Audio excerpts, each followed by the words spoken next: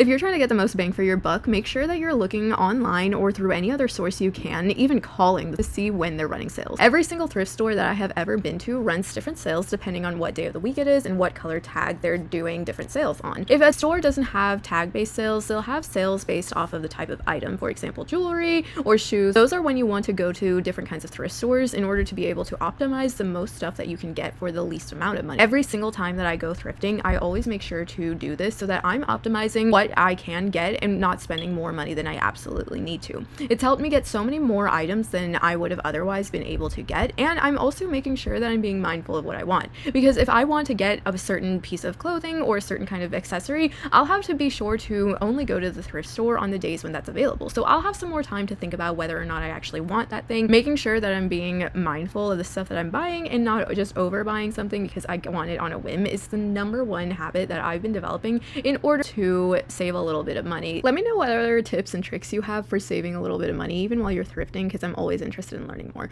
On this day, they had a bunch of different sales for items that I was looking at. Whenever I go to a thrift store, I will always take a look at the jewelry, even if it isn't on sale, because I enjoy collecting different kinds of jewelry, and I always like seeing all of the different pretty items that they have. Even if I don't buy something, I'll take a little look at it. On this day, they had so many cute little accessories that I was debating whether or not I wanted to get anything, and I was thinking about it, and ultimately I decided that I didn't really want to get any of the pieces that I'm looking at right now, although I have been on a huge kick recently for different chunky bracelets and necklaces. I love the clean girl look, but sometimes you just want to go all out, so I'm investing in different pieces that will help whenever I want to be a little less minimalistic with my accessories. Try to get valuable pieces that will work with a variety of outfits. That's another thing that I learned about, and I know that this sounds like the stupidest trick in the world, but it genuinely has helped me. If I can't picture an item being used in at least 4 different outfits, I will not buy that item. This trick has helped me make sure that I'm using all of the different items that I have or that I buy so much more often, because every single time I have a different accessory, I know that I have a bunch of different outfits that will work with that accessory. I have recently gotten a cork board to put up all of my different jewelry items so that every time I'm getting dressed, I can go to that cork board and pick out the exact items that I think will look best with the outfit that I'm wearing, and that's also helped me so much. It's also kind of visualizing all of the stuff that I do have so that I'm less likely to go and buy something that I might already have. That I've noticed has made me wear all of the different items that I buy so much more than I would have. Another thing that I like to do that admittedly is a little bit strange is calculate the cost per usage of whatever item that I have. It's helped me so much to realize that if I don't wear an item, the cost per usage just goes up dramatically,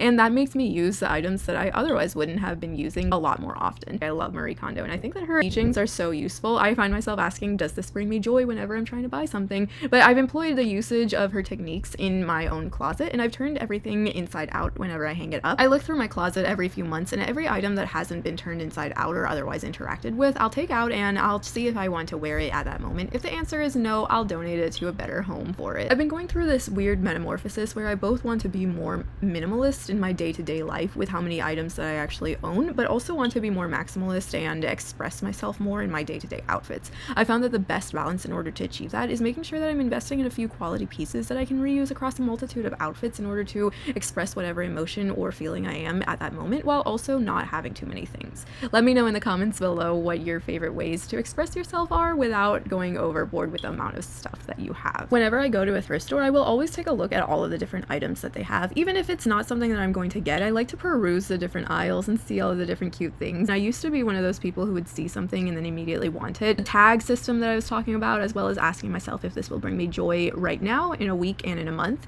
has also helped curb the amount of stuff that I've been getting. And also, I found that window shopping has actually helped me so much. Every time I go in and I take a look at all the different stuff, I'll make sure to walk around the entire store a few different times, and this allows me to kind of get desensitized to all of the different stuff that I'm seeing. So if I see something so cute, I will see it a few more times, and by then it's like the exposure has made it less cute to me. That also makes it so that whenever pieces that I do get, I'm actually really want to get. I've recently gotten such a cute little pumpkin statue thing that I cannot wait for Halloween for, so that I can put it up. It's so adorable, and I actually picked it up at a thrift store. I walked around a few different times, I kept looking at it, and every time I thought it was just more and more cute, so I was like, I will get this because it brings me joy, and I think it is so adorable. And that's really what this whole thing is about, not just limiting what you buy, but making sure that you're buying things that you're actually going to be happy with and that you're actually going to be using, as opposed to buying something that you might like in the moment, but then you won't like it in a month from now. I used to be the worst person at that. I would buy something just because it was cute at the moment, and then in a month I would basically never use it again, and I wanted to get away from that habit for so long, and I found that this system is basically the only thing that will actually actually help me. So I don't know if I'm the only person who gets obsessed with something for like a month and then I'll drop it. I have found that the best way to curb that is to just reuse the stuff that I already have and mold it into whatever I become obsessed with.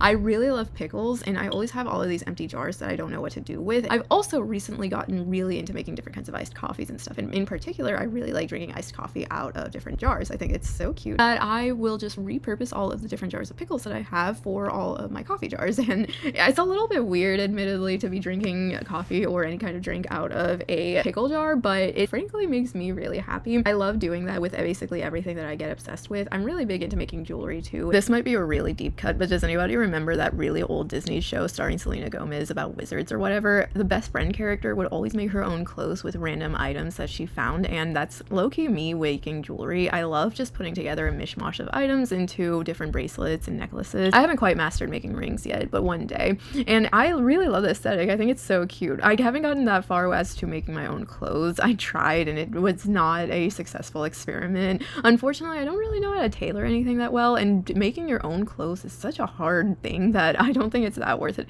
especially with the amount that fabric costs these days. Have you guys walked into any fabric stores recently? The one place that I would always get a bunch of different fabrics from was Joann's whenever they would run different sales for really good deals on fabric, but ever since they closed down, I have not been able to find a good replacement for them. I tried Michael's, and Michael's is just too expensive for me. I also went to a variety of fabric stores that were near me locally, and all of them were just way too expensive for me. I miss the days of being able to get huge amounts of fabric for literal pennies on the dollar. A tip that I've seen a lot of different people talking about is going to different thrift stores and buying old bed sheets, and you can repurpose that fabric to make different things. I just feel like the bed sheet aesthetic is frankly not my aesthetic, and I don't think that I would look really good using the fabric that bed sheet has to make clothing. Let me know if any of you have tried doing that though and how it came out for you. Personally, I just don't think that I can pull it off. My seamstress skills are not at a level where I think that I can make a convincing outfit out of an old bed sheet. I tried making shirts, which I later did some research on and saw that those were the most difficult pieces to make, so maybe I'll try again, would try something much simpler to do. That is all for today. Thank you guys so much for watching. Let me know in the comments below what your favorite tips are to save money, and I will see you guys later. Bye!